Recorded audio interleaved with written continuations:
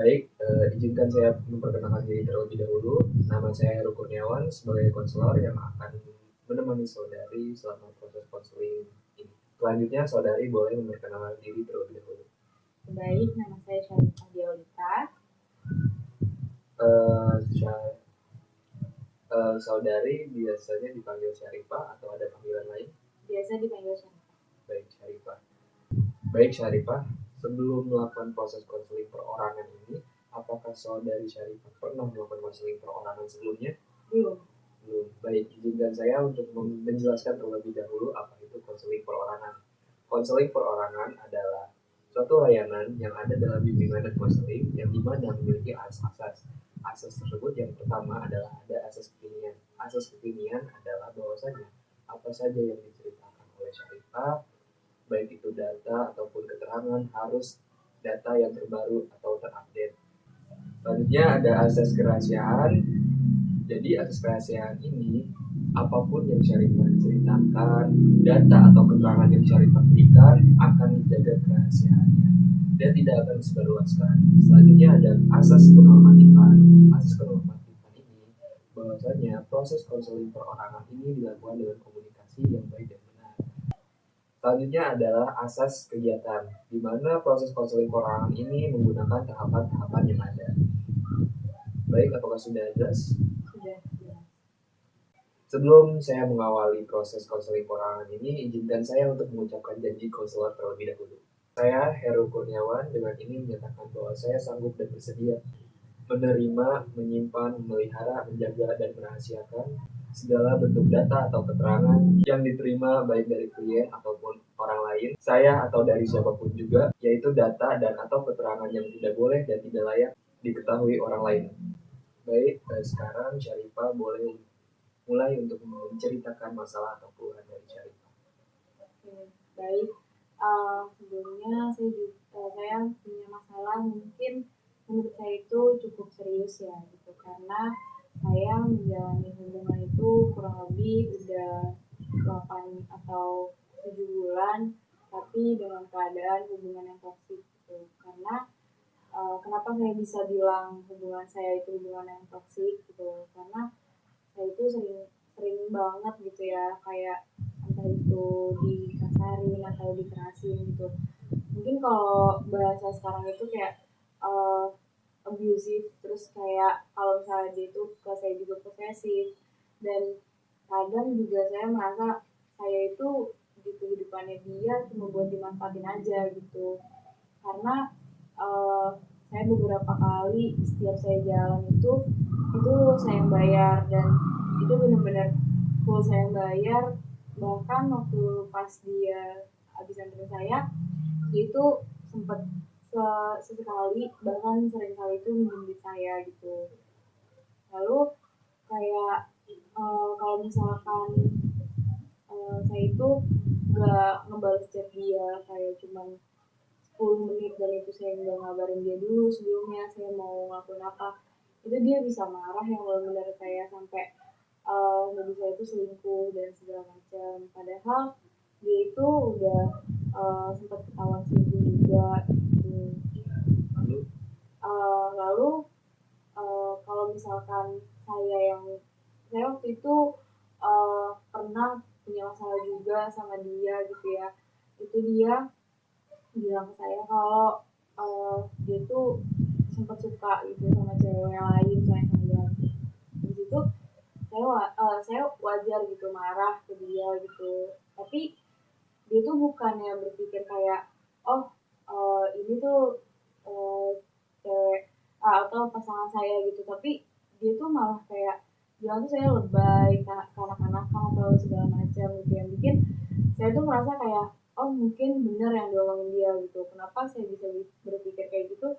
Karena keseharian saya pun sudah uh, terbiasa gitu dengan kasarnya dia saya gitu. Jadi bahkan waktu itu satu hari saya nggak berantem sama pasangan saya itu, saya ngerasa hubungan saya ada yang aneh gitu.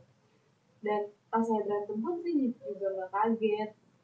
Bahkan saya nggak tahu apa yang saya rasain sekarang, antara capek atau frustasi sama hubungan ini ya gitu. Cuman saya merasa eh, kayak udah nggak bisa sedih gitu sama dia, jadi kayak yang dia lontarkan ke saya pun saya terima-terima aja gitu. Terus juga mungkin saya juga ngerasanya cuma saya yang ngasih apapun ke dia gitu, kayak semisal dia lagi butuh apapun itu saya bisa gitu kasih ke dia. Tapi kalau misalkan saya yang ngeluh gitu lagi nggak bisa, misalkan saya ngeluh ada keluhan kayak jajan saya telat atau kayak gimana, terus dia tuh malah kayak ya udah makanya mikir jangan boros kayak gitu segala macam. Padahal ya kalau saya pikir-pikir pun saya boros karena saya yang sering jajanin dia gitu loh gitu. Lalu dia juga pernah gitu punya permasalahan tentang ekonomi juga sama saya waktu itu. Dia itu uh, gak ada, bukan gak ada gaji sih, lebih ke gaji dia itu dipotong sama bosnya karena dia beberapa kali nggak masuk kerja. Dan memang di antara beberapa dia nggak masuk kerja itu karena waktu itu saya lagi sakit dan dia terpaksa harus nemenin saya gitu. Lalu pas di situ juga dia jadi menganggap itu tuh utang gitu, itu utang saya ke dia, kayak karena saya yang bikin gaji dia itu berkurang gitu. Padahal saya di situ juga nggak memaksa dia, cuman dia selalu mengaitkan apa yang dia lakukan ke saya itu dengan uang. Lalu saya juga merasa kayaknya hubungan saya itu udah bukan hubungan yang sehat gitu. Karena saya nggak pernah bisa ngomong baik-baik ke dia, pun dia selalu kasar sama saya. Dia juga menganggap saya itu gampang buat maafin dia gitu. Padahal di balik gampangnya saya buat maafin dia tuh karena saya sejujurnya males dan takut gitu buat punya masalah sama dia. Apalagi dia tuh orangnya lumayan temperamen ya, jadi dia juga kasar, dia juga apa namanya, dia tuh nggak pernah ngomong yang halus sama saya. Tapi kalau saya tegur kayak uh, kalau saya bilang kayak saya aku tuh juga cewek gitu, jadi tolong jangan kasar-kasar atau keras-keras gitu. Terus dia tuh cuman bilang kayak aku tuh kayak gini karena kamu juga, jadi dia selalu membuat saya tuh merasa bersalah gitu. Terus dia juga uh, pernah ketahuan si ibu itu kurang lebih 2 kali sama saya. Yang pertama itu dia cuman chatan, dia bilang nah customer customer di apa namanya di toko kopinya dia. Tapi yang kedua itu bahkan sampai jalan beberapa kali. Lalu itu juga dari jalannya itu dia sempat minjem duit saya buat jalan sama cewek itu dengan alasan dia buat beli makan. Jadi saya merasa dimanfaatin dan ya menurut saya udah cukup apa ya, udah cukup lama gitu saya dimanfaatin sama dia. Tapi setiap saya mau memudahkan hubungan ini tuh kayak dia tuh menahan saya, atau yang kayak balik lagi yang saya bilang kayak dia tuh mengungkit-ungkit effortnya dia, dan itu dijadiin utang gitu sama dia gitu. Kayak semua itu tuh ditagih sama dia, kayak entah apapun itu pasti ditagih gitu dalam bentuk uang kah, atau kayak dia nyuruh kayak kan gue udah pernah baik sama lu gitu, tapi kenapa lu ke gue tuh jahat kayak gitu gitu. Jadi saya merasa kadang kalau saya bilang putus tuh saya merasa oh ternyata gue jahat ya gitu, oh ternyata saya tuh nggak baik nih ternyata sama ini gitu. Jadi selalu bumerang jadinya buat saya sendiri. Terus cerita saya yang baru-baru ini juga baru banget saya alamin itu, sebelum saya sini saya nggak bilang kalau saya itu mau melakukan counseling gitu, karena balik lagi itu juga menganggap hal-hal yang kayak gitu tuh tabu gitu ya, kayak ngapain gitu. Terus habis itu uh, akhirnya ya udah gitu saya pun kesini bohong sama dia gitu, karena saya nggak berani buat ngomong jujur sama dia. Karena dia pun juga merasa kalau misalkan saya cerita ke orang lain tuh menurut dia kayak nggak ada gunanya gitu dia di hidup saya. Padahal saya cerita ke dia pun nggak pernah ada respon apapun, bahkan lebih cenderung diomelin gitu. Jadi saya juga capek. Tapi saya juga nggak bisa lepas gitu dari orang ini.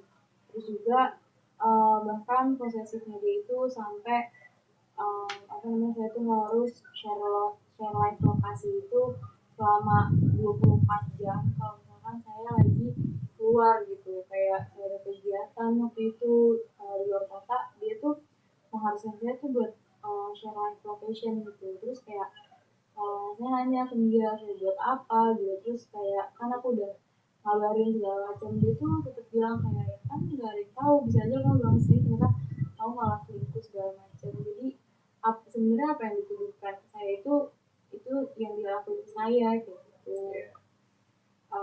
Terus juga sekarang itu saya merasa benar-benar nggak tahu harus komunikasi sama dia itu kayak gimana. Sudah dari pagi ini saya bilang ke dia tuh nggak kemana-mana dan alasannya cuma tidur tidur doang kalau emang bersama, dan saya udah nggak peduli lagi gitu sama omelan-omelan dia yang mungkin menurut orang-orang juga lumayan kasar gitu, tapi saya dari pagi pun udah nggak buka chatnya dia gitu karena saya takut jadinya kalau buat buka chat itu kadang saya suka nangis sendiri, kadang saya suka capek sendiri walaupun saya bilang saya nggak bisa sedih, tapi nggak tahu kenapa tuh kalau misalkan saya lagi sendiri tuh saya rasanya tuh hal-hal yang sakit banget buat saya. Baik, jadi Syarifah ini mengalami sebuah hubungan yang toksik dan memilih intinya selain daripada toksik, pasangan dari Syarifah ini sering melakukan hal-hal yang kasar. Selain daripada kasar, pasangan dari Syarifah ini suka selingkuh dan sering manfaatin uang dari Syarifah. Dari semua itu, apakah Syarifah sudah mencoba untuk mengungkapkan apa yang Syarifah rasakan? Belum. Lalu apakah Syarifah mau mencoba untuk mengungkapkan apa yang dirasakan oleh Syarifah kepada pasangan dari Syarifah? Mau mencoba gitu, cuman kalau untuk sekarang mungkin masih agak takut ya gitu karena pasangan yang kasar juga nggak bisa diomongin baik-baik. Jadi di sini di konseling perorangan ini ada teknik yang namanya teknik kursi kosong. Teknik kursi kosong adalah teknik yang memberikan kesempatan kepada klien untuk mengungkapkan perasaannya, untuk mengungkapkan keluhan-keluhannya terhadap orang yang bermasalah dengan klien tersebut. Nah, apakah Syarifah ingin mencoba hal tersebut? Boleh. Baik, dalam melakukan teknik kursi kosong ini berarti kita memerlukan media berupa kursi kosong, dan kursi ini sebagai media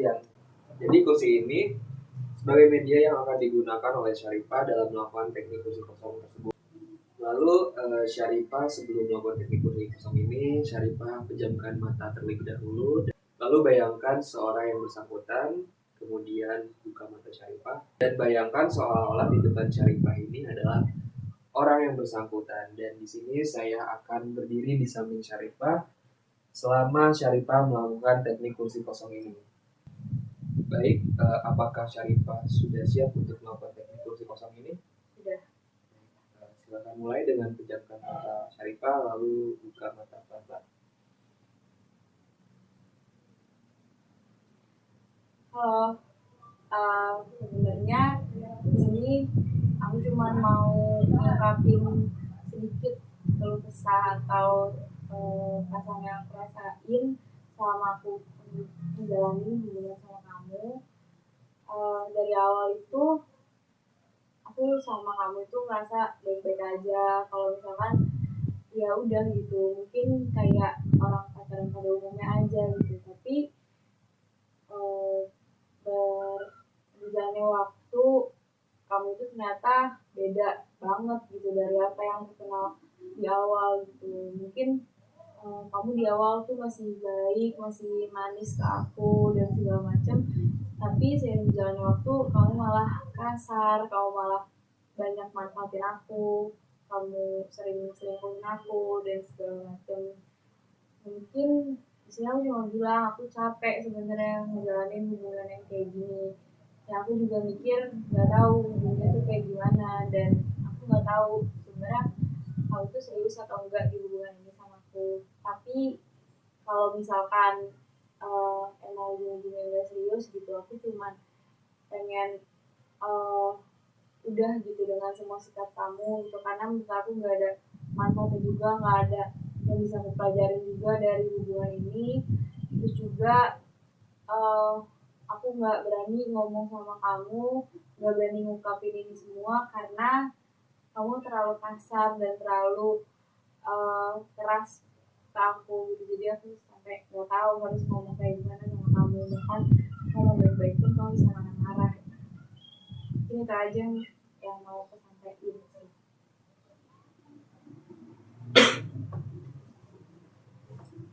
Oke, baik. Jadi setelah melakukan teknik kunci kosong ini, bagaimana perasaan Syarifah? Saya merasa sedikit lega ya gitu, karena saya udah mengungkapin apa yang saya rasain. Walaupun saya belum, saya merasa saya udah ngomong sama orangnya langsung gitu, cuman dalam, tapi dia nggak ada aja di depan saya. Baik. Jadi setelah melakukan teknik kunci kosong ini, apakah Syarifah bersedia nantinya untuk mengkomunikasikan hal ini secara langsung kepada pasangan dari Syarifah? Bersedia. Baik, jika Syarifah bersedia, maka saya di sini menunggu kabar baik yang akan Syarifah ceritakan di pertemuan selanjutnya. Baik, pertemuan kali ini saya tutup. Wassalamualaikum warahmatullahi wabarakatuh. Waalaikumsalam warahmatullahi wabarakatuh.